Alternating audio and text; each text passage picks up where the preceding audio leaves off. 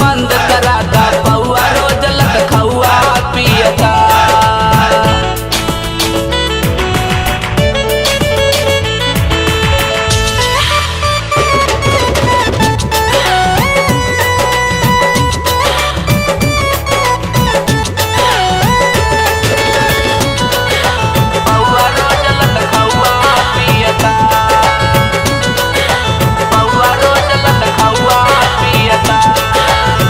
आधी रतिया दारू पी के भाटी पासे आवे, खट खट खट खट खोल के वाड़ी हमरा के जगावे, हमरा के जगावे, हमरा के जगावे।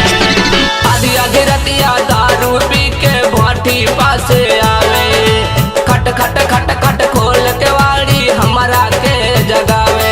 पैदा करत लइका झौआ रोज लटखौआ पियता, पैदा करत लइका झौआ रोज लटखौआ पियता। बंद करा दा पौआ पौआ पौआ पौआ रोज लटखौआ पियता।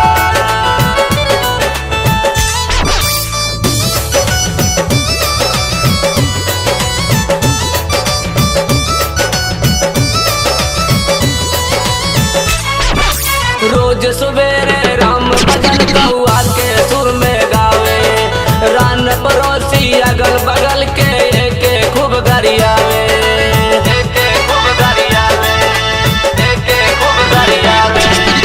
रोज सवेरे राम भजन कौआ के सुर में गावे, रान पड़ोसी अगल बगल के एके खूब गरियावे। डोरी में बांध के घूमे पौआ रोज लटखौआ पियता, डोरी में बांध के घूमे पौआ रोज लटखौआ पियता।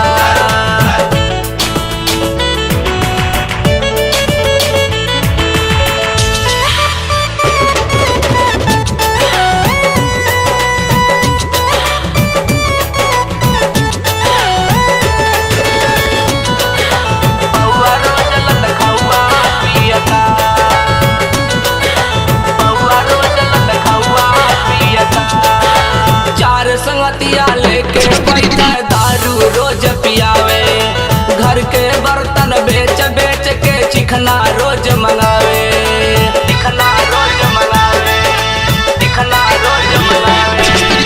चार संगतिया लेके बैठा दारू रोज पियावे, घर के बर्तन बेच बेच के चिकना रोज मंगावे। बोरलस बाप के अपन नौआ रोज लटखौआ पियता, बोरलस बाप के अपने नौआ रोज लटखौआ पियता। लटखौआ पियता, लटखौआ पियता, लटखौआ पियता, लटखौआ पियता। वैसे बंद करा दा पौआ